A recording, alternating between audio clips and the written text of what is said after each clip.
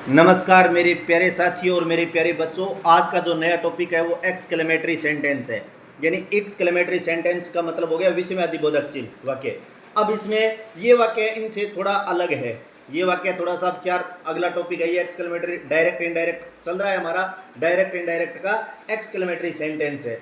तो exclamatory sentence विस्मयादिबोधक चिन्ह होता है। इसमें अलग अलग टाइप के करेंगे हम। यानी साइड खींच के हम क्या लगाएंगे, एक्सक्लेमेड विद जॉय लगाते हैं, एक्सक्लेमेड विद सोरो लगाते हैं, एक्सक्लेमेड विद सरप्राइज भी लगाते हैं। यानी ये चीज क्या होगा, सैड के स्थान पर हमें वाक्य को जब चेंज करेंगे ना, इनडायरेक्ट बनाएंगे तब लगाएंगे। तो अब जॉय होता है वो तो प्रसन्नता प्रकट करने के लिए होता है, सोरो होता है वो दुख प्रकट करने के लिए होता है। ये सोरो होगा वो किसके लिए होगा, दुख प्रकट के लिए। और एक्सक्लेमेड विद सरप्राइज होगा, यानी एक्सक्लेमेड विद सरप्राइज होगा वो क्या होगा, आश्चर्य प्रकट करने के लिए होगा। ये तीन प्रकार से हो गए। अब इसको जोड़ने वाला शब्द है, इसमें दैट होगा और दैट के बाद हमें वाक्य को साधारण करना है। ये याद रखना, सिंपल जो एसरेटिव बनाया था ना वो करना है। अब एसरेटिव बनाया था वही वाक्य, साधारण वाक्य करने के लिए सबसे पहले इनडायरेक्ट बनाते समय हमें सब्जेक्ट लगा देंगे, कर्ता लगा देंगे। कर्ता के बाद बाकी रूल वही रहेगा जो पीछे के वाक्यों में था। यानी जैसे समय बदला जाएगा, टेंस बदला जाएगा, प्रोनाउन बदला जाएगा, जितनी भी चीजें वो बदलने वाली वो उसी के अनुसार रहेगी। इसमें एक दो नियम खुद के हैं और बाकी पहले वाले ही रूल रहेंगे। अब हमें इसमें पता लग जाता है, अलास दिया होता है, हुर्रे दिया होता है, यानी ये शब्द दिए होते हैं, अलास, हुर्रे, ब्राव, यानी ये शब्द दिए होंगे तो हमें ऑटोमेटिक इसमें शब्द को पता लग जाएगा कि कौन सी चीज कौन से में बदलना है।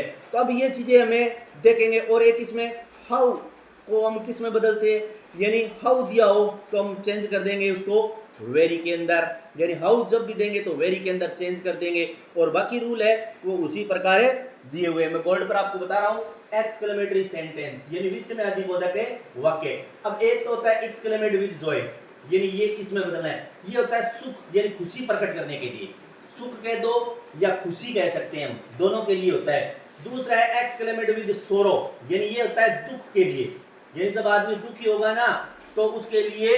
अब ये अगर आपको कह दे खुशी कब होगी कि राम सेड मनोज, अब कह दिया hurray we have won the match, हम मैच जीत चुके हैं। तो अब इसमें क्या है कि खुशी है, we have won the match, तो अब इसमें क्या लग जाएगा, एक्सक्लेमेट विद जॉय लग जाएगा। ये याद रख लेना, we have won the match खुशी की बात कर रहा है। और अगर ये कह दे we have lost the match तो अलास हो जाएगा क्योंकि ये दुख की बात हो गई, ठीक है ना। और अगर कोई कह दे कि वी हैव अंडन, यानी हम क्या हो गए, अंडन शब्द बर्बाद हो जाना होता है। जैसे अब जो चल रहा है एक तबाही, उसको एक कह सकते हैं अंडन, यानी वो क्या चीज हो गई है, बर्बाद हो गए हैं। तो हम उसके लिए क्या करेंगे, हम एक प्रकार से जो शब्द दुख होता है ना, सोरो, वो चीज है वो यूज करेंगे।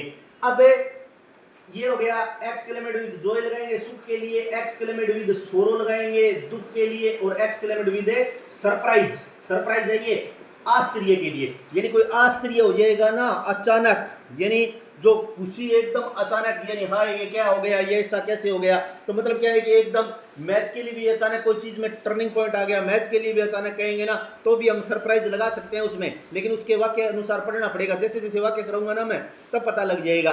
तो अगर अब ये सब देखो, चेंज सैड, सैड है वो किस में बदला जाएगा, सैड को किस में बदला जाएगा, अगर शब्द दिया हुआ है पहले हुर्रे, ठीक है ना, HURRAH, और ये निशान लगेगा इसमें एक्सक्लेमेटरी का, हुर्रे। अब अगर हम इनडायरेक्ट बनाए ना सैड को, तो अब सैड को हटा देंगे, ये शब्द देते ही सैड को हटा देंगे और सैड या सैड टू को, और क्या लगाना है हमें, एक्सक्लेमेट विद जॉय लगा देंगे।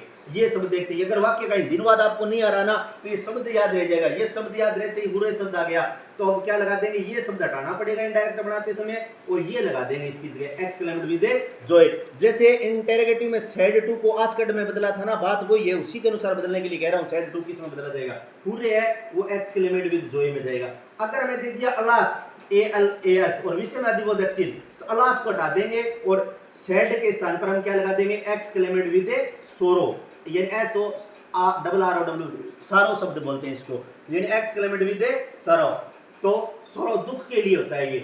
और ये अगर दे दिया हमें ओ, अगर शब्द बोल दिया ना का ओ के बाद विस्मयादिबोधक चिन्ह है, तो ओ को हटा देंगे और एक्सक्लेमेड विद ए रिग्रेट लगा देंगे। रिग्रेट क्या होता है? पश्चाताप करने के लिए। रिग्रेट क्या है कि मेरे से ये गलती हो गई, ये पश्चाताप यानी कार्य गलत करने के बाद यदि कोई उसको खुद को पश्चाताप हो जाए, धोखा हो जाए, तो उसको लिए क्या कहेंगे? हमें रिग्रेट लगाएंगे, यानी एक्सक्लेमेड विद ए रिग्रेट, पश्चाताप। हिंदी में याद रख लेना, धोखा या पश्चाताप करना, ठीक है ना।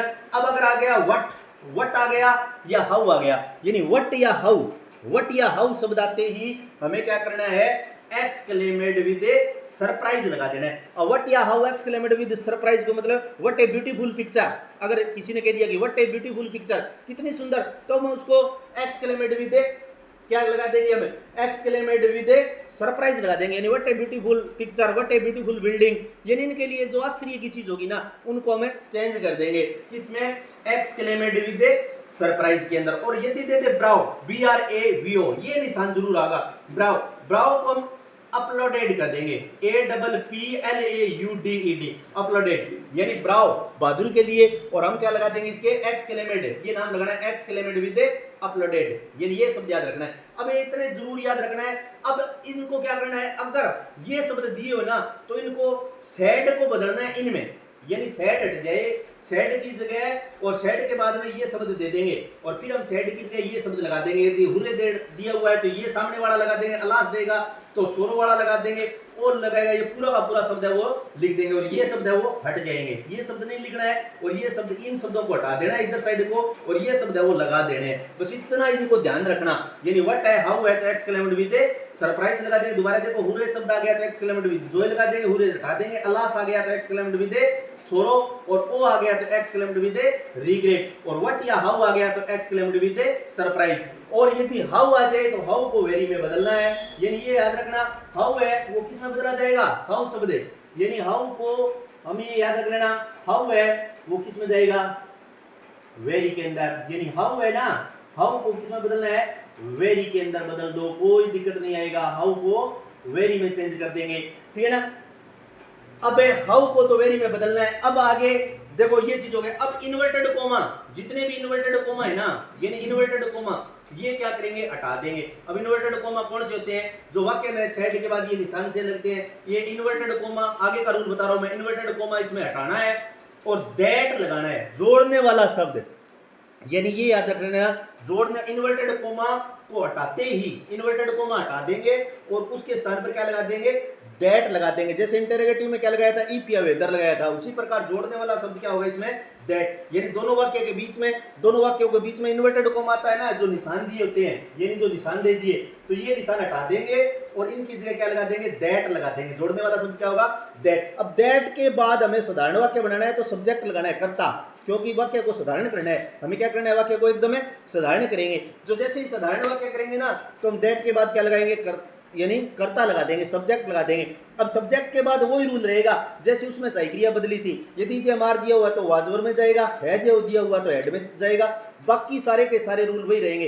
दिस टाइम दे दिया तो दैट में जाएगा, दीज दे दिया तो दोज में। बाकी कोई चीज चेंज नहीं होगी, बस इसकी इतनी चीज चेंज होगी, बाकी रूल वही रहेंगे पहले वाले, ठीक है ना। तो इन्वर्टेड कोमा को हटाएंगे और दैट लगा देंगे। अब एक्सक्लेमेटरी को सिंपल सेंटेंस बना दो, यानी आज ये बात मैं बता दी है कि ये एक्सक्लेमेटरी सेंटेंस है वो कौन से में जाएगा? साधारण वाक्य को बनाना है। और ये अगर दिया हुआ ये चिन्ह है ना, ये विषय में अधिबोधक चिन्ह है, इसको फुल स्टॉप में बदलना है। ये चिन्ह हटा देना है और इसको क्या कर देना है? फुल स्टॉप में लगाना है। मतलब कहने का मतलब ये चिन्ह हट जाएगा और फुल स्टॉप वाला, यानी एक्सक्लेमेटरी सेंटेंस का चिन्ह है ना, वो भी हट जाएगा और लास्ट में फुल स्टॉप या अंत में फुल स्टॉप लगाना है। तो एक्सक्लेमेटरी सेंटेंस ये सारे के सारे पढ़ना है। एक्सक्लेमेटरी सेंटेंस विषयवादी बोधक वाक्य, ये पूरा का पूरा है वो याद करना है। यानी इनके सामने वाले हुर्रे आ गया तो एक्सक्लेमेटरी विद जॉय लगा देंगे, अल्लास आ गया तो एक्सक्लेमेड विद सोरो लगा देंगे, ओ आ गया तो एक्सक्लेमेड विद रिग्रेट लगा देंगे, व्हाट या हाउ आ गया तो एक्सक्लेमेड विद सरप्राइज लगा देंगे, ब्राउज शब्द आ गया तो अपलोडेड लगा देंगे, एक्सक्लेमेड विद अपलोडेड। और इन्वर्टेड कोमा को हटाएंगे। और ये एकदम अच्छी तरीके से स्क्रीनशॉट है वो इसका तैयार कर लो, पूरा का पूरा ये याद करना है। और आगे जब मैं वाक्य करूंगा ना तब पता लगेगा। अभी एक बार तो ये चीजें बताइए आपको थोड़ी अटपटे लगेगी कैसे पता जाता है, क्योंकि डायरेक्ट इनडायरेक्ट बहुत बड़ा भाग है। रिपोर्टेड स्पीच है ना, हम तो एक दो रिपोर्टेड स्पीच कर लेते हैं, लेकिन इनके आजकल इन्हीं में से प्रश्न पूछने शुरू कर दिए। तो ये आगे मैं जैसे ही वाक्य कराऊंगा ना रिपोर्टेड स्पीच के, डायरेक्ट इनडायरेक्ट के, यानी अब ये कौन सा है, एक्सक्लेमेटरी सेंटेंस है, यानी आगे का भाग है। और बाकी मैंने इंटरोगेटिव करा दिया, असरेटिव आपको करवा दिया है, यानी इंटरोगेटिव और असरेटिव ये चीज करा दिया, और एक कल इंपेरेटिव। 3 टाइप के तो इंपेरेटिव सेंटेंस 3 प्रकार के करा दिए, उनके रूल याद रखने हैं। ये 4 नंबर प्रकार है, ये प्रकार नंबर 4 है। तो इन्हीं यानी ये चीजें वो अच्छी तरीके से आप स्क्रीनशॉट लेकर और इनको जो मैंने बताया है उनको आप ध्यान से सुनोगे, और जैसे वाक्य बनाऊंगा ना मैं, ऑटोमेटिक अपने आप है वो समझ में आ जाएंगे। और आगे कल है वो नया टॉपिक कराएंगे। और हमेशा क्या है कि मैं आपको एक चीज बताता हूँ कि नशा भगाओ और युवा बचाओ। और हमारे चारों ओर आजकल जो बरसाती मौसम या जो भी है एक, उनसे भी हमें थोड़ी सावधानी और हमेशा एक दूसरे की मदद भी करनी है। और इन्हीं शब्दों के साथ धन्यवाद।